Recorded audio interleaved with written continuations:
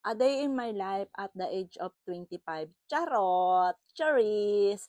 Ayan mga bossing ko, imbis po na ako'y mabuwisit at ako hindi man lang nila inintay mga bossing ko.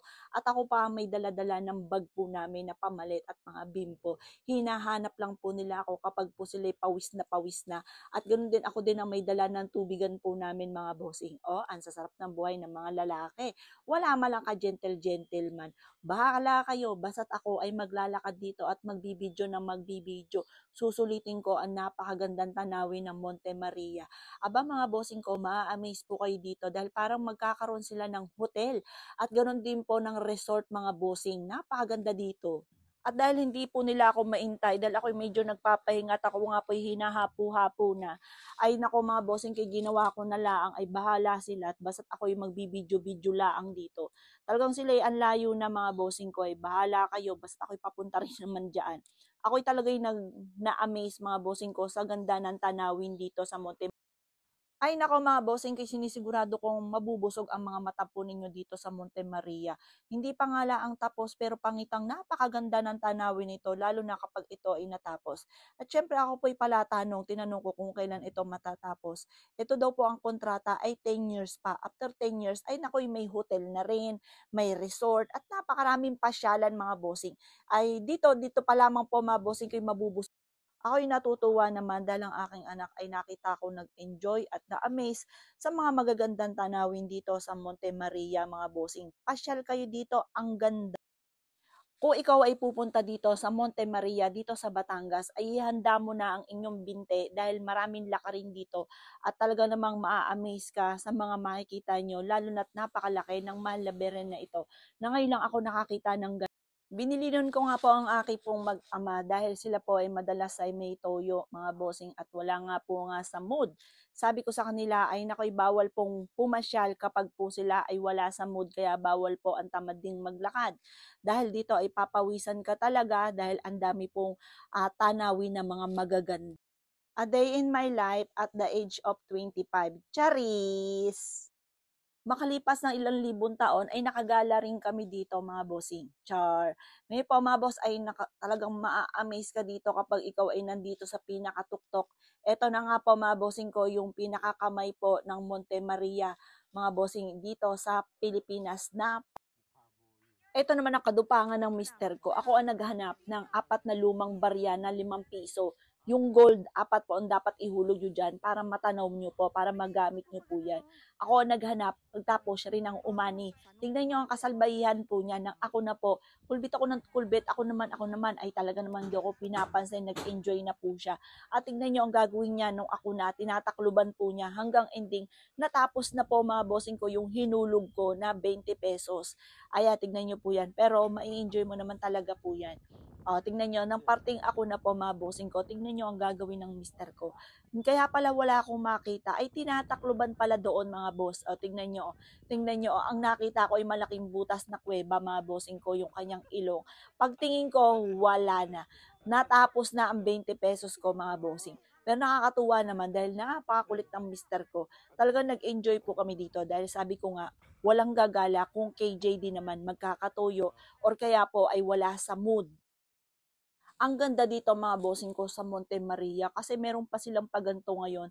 Dati-dati na nagpunta po kami ng mga year of 2020 po ata, 2020, basta hindi ko natanda kung anong year po yan. Wala pa silang ganito mga bossing ko at parang andan pong materialis na nakakalat at medyo masukal pa. Simbahan na simbahan lang talaga. Pero ngayon mga boss, nakaka-amaze dahil may pagantong effect po sila. Yan po, mga salamin po yan. Parang hahanapin mo yung pinakadulo at dahil iba't iba po ang disenyo po niya, iba't ibang ilaw po yan na matutuwa ka. Tapos panay salamin, ultimo nilalakaran ninyo, puro salamin mga bossing. Mag-iingat ka lamang dyan dahil maaaring ikaw ay maumpog dahil akala mo pintuan po siya. Panis. Ayan, ang ganda niyan. Iba't Ang iba po yung ganda. ilaw po niya na nag-enjoy talaga yung aking anak at ako na may natutuwa dahil siya ay na-enjoy. Wala nang ginawa kundi mag-cellphone. Ayan, sabi ko nga po sa kanya, basta family day, walang cellphone at wala din po magsi-cellphone habang tumatakbo ang sasakyan dahil nakakahilo po ito at maaaring lumaki. Ay tignan nyo po, napakaganda nito, mag-i-enjoy kayo dito. Ito po ay may bayad mga bossing, 3 attraction po siya mga bossing ko. Ito yung ilaw, tapos doon sa may bridge na salamin. Tapos yung isa naman, pwede ka magpa-picture sa salamin din po yung dadaanan na ang ganda. Parang parang akala mo nasa ulap ka kasi may background din po sila ng yun nga po yung salamin sa baba na naanuhan yung ulap. Ang ganda po niya mga bossing ko. At sinisigurado ko na sulit na sulit po. Yung bayad nyo po, ang isang tao ay 500 pesos. Ayan, masusulit nyo po siya dahil talagang ma-amaze ka sa ganda po ng Monte Maria mga bossing ko dito sa Batangas. Pero ang sinisigurado ko nag-enjoy talaga dito ay ang aking mag-ama mga bossing. Nung nagpunta po kami dito, samot-samot ang kanilang ginagawa. Ako'y natatawa na lamang. At nakikita ko masayang masaya naman po silang dalawa. Ayan po. Mister ko. Tuwan-tuwa po yan dyan mga boss. Ayun. Dahil sa sobrang saya po namin at yun nga po ang layo ng aming mga nilakad ay talaga namang sumakit ang aking binti. At ngayon, parang ako po may jet lag pa sa pagkakalakad po dyan.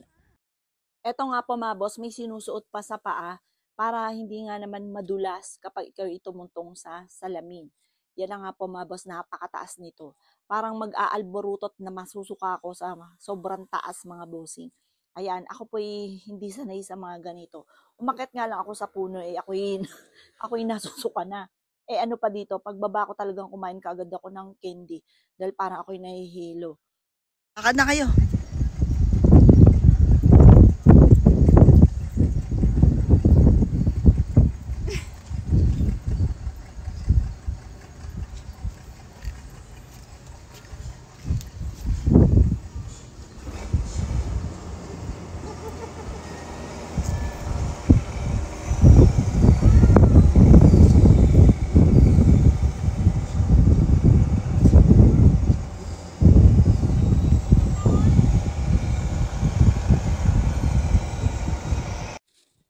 Eto na nga po mga bossing ko, ako po talaga hindi nila napilit. Bagamat pinipilit nila ako na mag-ano po dyan mga bossing ko sa bridge na yan na salamin. Diyos ko po.